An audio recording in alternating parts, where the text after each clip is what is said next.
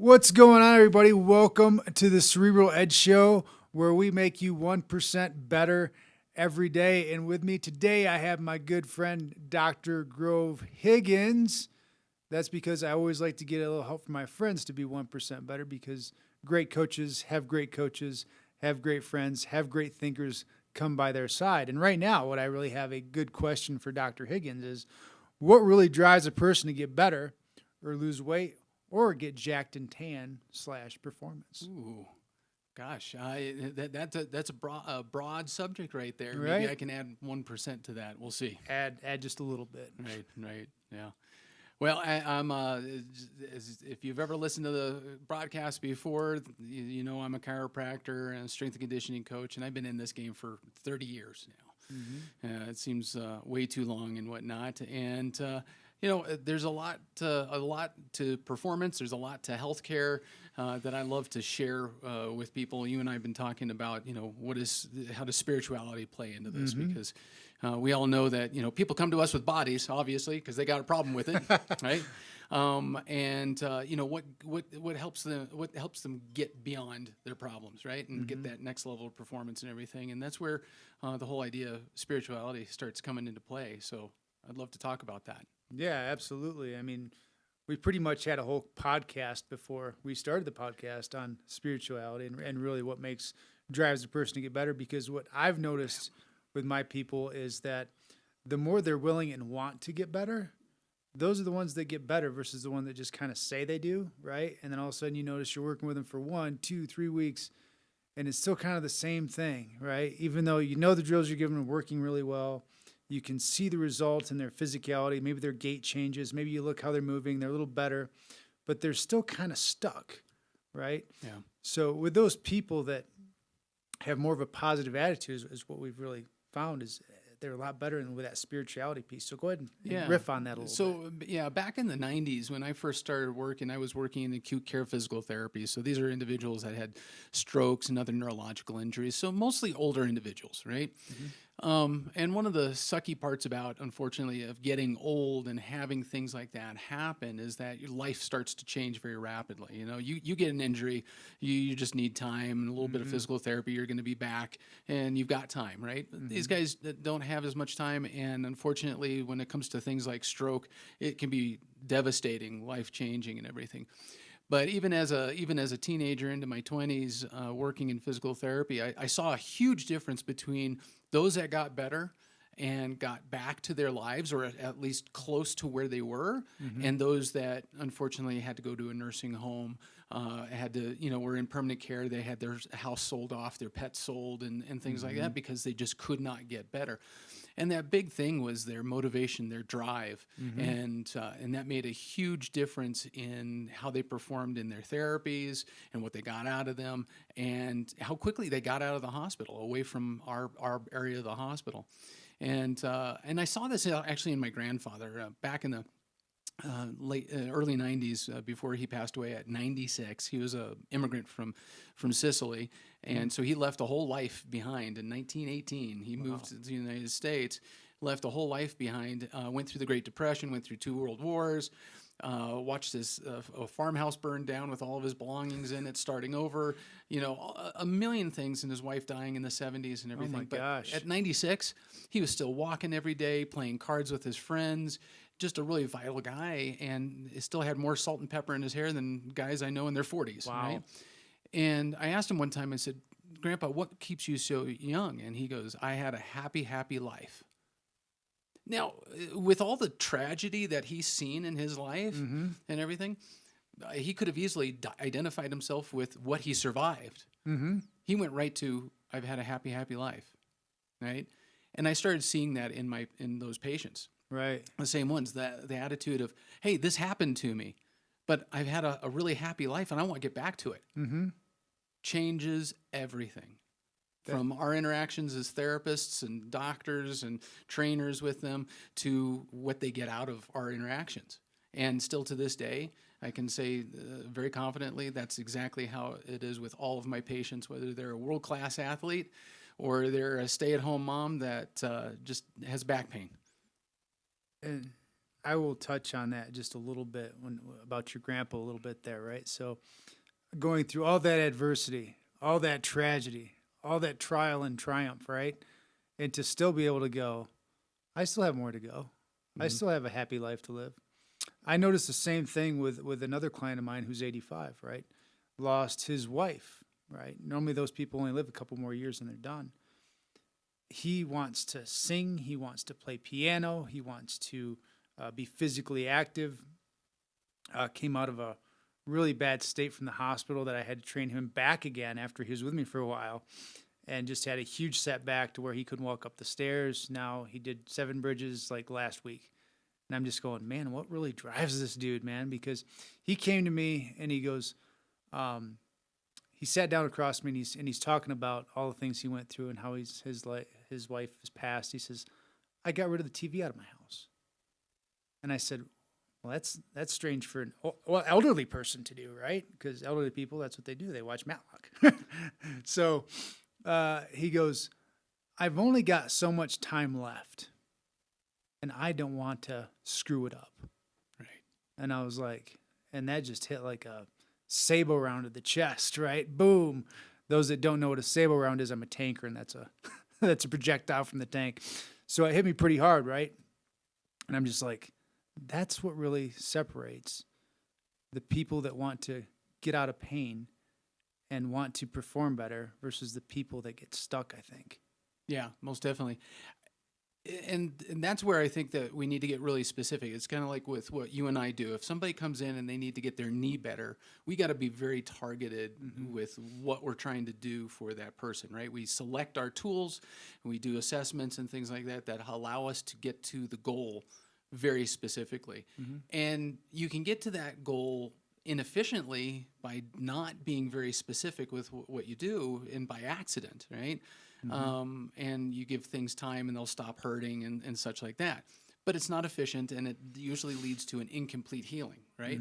I think spirituality and this motivation thing, it has to be addressed specifically too. Some of us get through life luckily, right, where we've had good family interactions, we've had good friend interactions, we've interacted with the community, and we've developed that sense of self and higher purpose on accident because we've been surrounded by people who are doing it, right? But I think we could do a much better job if we could identify what that really is and then trained it. Yeah, because you can see people with not that in some of the worst surroundings and scenarios possible come out being some of the most positive human beings you've ever seen. Yeah, definitely. Right. I mean, a great example of somebody that trains it really, really well and gets a great result from it is the military. Oh, You know, the military creates tribes, right? It is itself one big community, right? But the big community isn't as motivating as the unit that you're with, right? So your tank crew and the battalion, the platoon and battalion that you're with, things like that. You will, you know, they create this sense of community and importance and interconnectedness that make you go way beyond what you could do on your own. Oh, yeah. Anytime, because you see yourself as part of a mechanism that an organism that needs you, and you need it. Yes. And so you go well beyond, right? One of the things that separates, you know, really good athletes from excellent world-class athletes is that they know their training is going to hurt. Just like you guys do when you go into after basic. When you go into basic, you probably didn't quite get the idea, but then you go back to training knowing that you're going to incur pain. And that's acceptable because you know it's going to make you better for the tribe, for your community. And we brag about it. And you brag about it too. Yeah, you put some importance behind it that this is necessary to be part of this group. Yeah. Right? And not just because you need to go through the suffering, but because this suffering will allow you to go beyond when it's necessary, right? So it's acceptable. So you actually you sign up for it, knowing that it's going to be painful, right? After basic's over, right? You had no idea what you're getting into before that, right? But you do that. And then you look at guys like my grandfather I was talking about, right? He after moving here, after going through end of World War I and everything, he homesteaded out in South Dakota, and he lived for his neighbor all the time, right? Yeah. So when the neighbor's house burned down, or when the neighbor couldn't pay his IRS bill, he went to him and said, I'm going to suffer for you because you being here and being my neighbor is more important than my money or my belongings that I'm going to share with you. And so he signed up for suffering ahead of time, knowing that the payback was necessary for him to be happy. Yeah, that's that goes back to selfless service. Yeah. Right. When you do something they've even showed studies with people with depression, right? It's like, well, how do you get out of depression? They keep asking these people, and they found I think it was an old Chinese proverb. It's probably been around forever, but it was like, I think it was from Chinese is what I heard it. It's like, if you start to feel depressed and start feeling bad about yourself, go serve somebody else.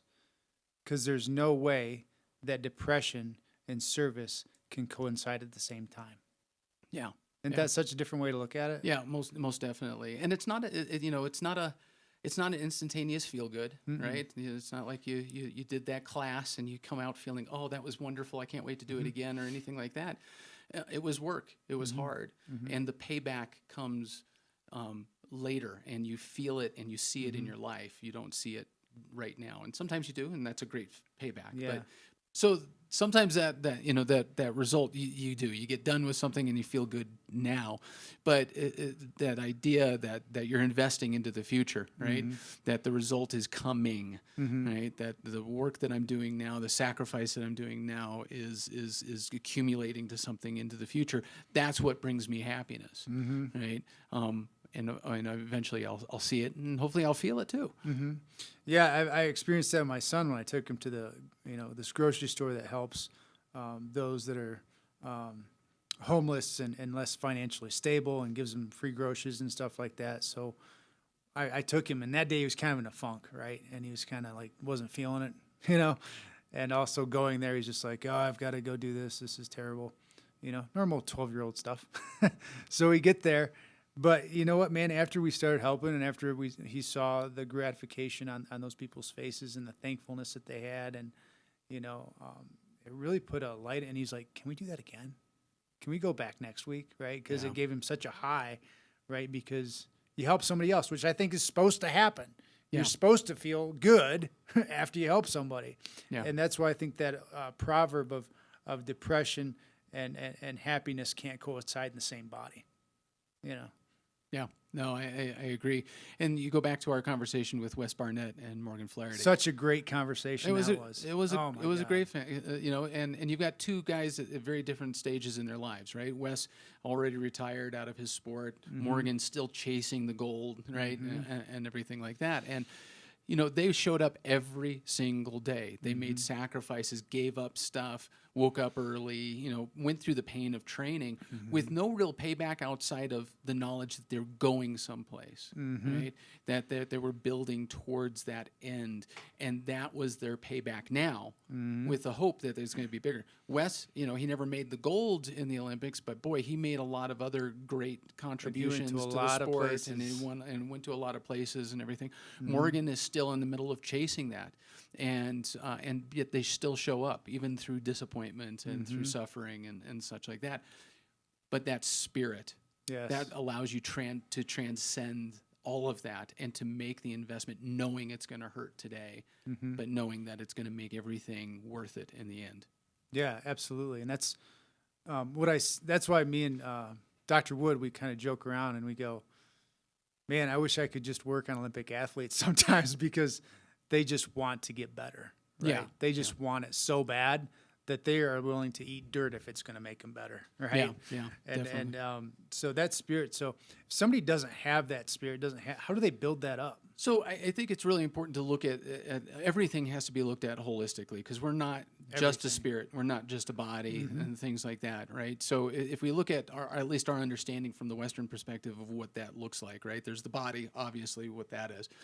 But then there's this idea between the soul and the spirit. The soul, though, from that understanding of that we get from the Greeks, that's the animating force of the body. It's what gives the body life, but it's also the ration. So it's your mind and your body together. So there's that component. But the spirit transcends things, right? It's aiming for something well beyond what the needs of the mind and the body, the soul and the body are. And so it's going towards the tribe, right? But then somehow in the mix of things, we have this instinct to look even further beyond and transcend what we can see, right? And so that idea of reaching above and beyond, and some of us call that God, right? And that we're working our way, and not in the sense of, we're earning it type thing, but that we're aiming, that we're grasping for that other thing, and that in living out our lives and becoming better in our body and our mind, that helps us understand that thing beyond, right? And to work despite the fact that the stuff that we're doing here and now is hard, and it doesn't come to reality now. It's going to be later. And so that's that Greek understanding of things. So there's a quote that I found that says, "The spirit signifies that form of creation man is ordered to in the supernatural, to that supernatural end, that his soul can be raised beyond all that deserves in this communion, this experience," right? So we're aiming well beyond it. And even if you don't have a formal spirituality in the sense of this church or this denomination or this belief system and whatnot, we all tend to adopt something like that and start to move towards it. And I don't care if you're an atheist or a believer of some sort, we're all aiming for something bigger. And the people that succeed can identify that thing, right? And I think that that's where we can improve things, right? So like the body, right? It's obvious what we can do. You and I practice that every day. We're working with the body. We know how to get things moving and how to get things strong and get rid of pain and those types of things and do that. And that's really working with both of that component of body and mind, because a lot of it comes through education, right? So there's that part. That's you cannot neglect that. Right, because that spirit is tied up in that, and you can't separate them. And you can't separate them. No, there's no way to separate them. Otherwise, it's disintegrated. Right. You disintegrate a person, and unfortunately, that's part of the problem in modern medicine is that we look at people. They come in with shoulder pain, and I look at the shoulder pain, but I forget that there's a person there. Right. Which is why a lot of times these things take forever to heal and are frustrating, or they never heal completely because we're looking at the person not as a whole, but as parts, and it never works, right? So you can't do that. So on the spirit side of things, what you and I were talking about with people in hospitals and patients getting better and their attitudes behind it, there's that spirit, that motivation, that inspiration to do things that get them beyond not just the problem here and now, but allows them to achieve their full end. Right? Absolutely. And that's, as practitioners and therapists and coaches and all that, what people miss when you said that, it just a light bulb went off my head when we forget there's a person there. Yeah, they have shoulder pain. They've had that shoulder a lot longer than you. One of the biggest things that people miss too is saying, well, what's worked for you in the past, right? To kind of get them that hook to be like, oh, well, this worked before, right? And then that kind of gives you kind of a guideline too, of helping them help you through that, internal drive or whatever you want to call it. But along with that, I had a couple different mixed thoughts I had going in my head. They kind of blended it together a little bit. But I'm reading a book called Outwitting the Devil too. You ever read that book by Napoleon Hill? I have not. I've heard about it. It is so good because it really drives home the point when you're talking about drive and definition of purpose, right? And then when you have that drive and definition of purpose, the spirit then can transcend as long as you have that definition of purpose. That's going to allow you to get through those really, really dark times. And, waking up at 5:30 in the morning and going to train for 2 hours like Wes did in Minnesota weather, right? And 6 feet of snow and going to work. And then in that book, he also talks about how does the devil, get to people, right? And they lack that drive or definition of purpose. And then in the book, they call them drifters, right? And in the book, it's not so much of a God-devil thing, but it's a thing that they really kind of go into negative energy and positive energy, right? And when you lack that definition of purpose and you lack that motivation and you lack that drive and that spirit, that's when you become a drifter. Yeah. Right. And a lot of those, like Wes and people like that, but the people that we're talking about that have strong spirit, right? They're looking outside of themselves. They're looking into the future. They're looking to the people around them and everything. They're outward looking, right? Yeah. People that get trapped and become the drifters are inward looking. You Yep. know, that's an old, that comes from Dante. That's an old, Right. old idea that this, incurvatus se, this looking inwards, right? So somebody that is self-centered, you know, is seen as looking at their belly button, right? The belly button gazing, that's very self-centered, right? Yeah. You're going nowhere, right? That is a deficient spirituality, right? Versus somebody that is going, there's more to me, there's more to what I can give. And so then how do you develop that, right? How do you go and you start to make that? And it doesn't have to be complicated, I don't think. And we've already talked about some of this. So that idea of service. So Yeah. no matter where you are in life right now, where can you serve? I mean, in Colorado Springs, we have a plethora of food pantries and soup kitchens and things like that. And lots of organizations for the homeless to veterans to the women's issues and stuff like that. Go and start put yourself in the middle of the community, serving the community, and then you start to find your purpose just by doing that. But then you have to ask that next question. And this is where I love this thing, because we've all had this experience. And if you don't get outside, you need to get outside, because you wake up early in the morning and you see that sunrise, or you stay up late enough and you see that sunset, and you look at that and you're like, oh my gosh, that is so beautiful. And the feeling is one of thanks. If you say thanks, you got to be saying it to something. So then you have to go that next step and say, what am I saying thank you to, and what really am I thanking it for? Because then you're seeing yourself as connected to everything. Yeah. And so now it's a pursuit for a relationship to the people around you, your family, to your community, to your unit, to your team, you know, to the world. And now you start to see yourself as something having a bigger purpose. And then it becomes, now that whole amalgam of mind, body, and spirit really starts to make sense, because now me being healthy allows me to serve my fellow human being, my family, my unit better, right? And keeping myself well, getting better, and getting out of this damned hospital, or not having to come to therapy with Chris every day, you know, things like that. And moving beyond, because I know who I am and who I'm responsible to, and who, you know, where my purpose is.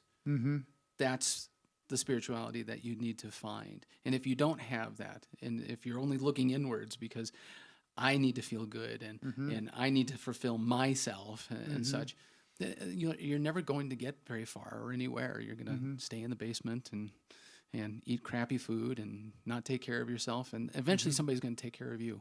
Yep. And that's not cool. Yep. And I think you just took a lot of people out there and took their lens from this and really blew that lens up a little bit, right?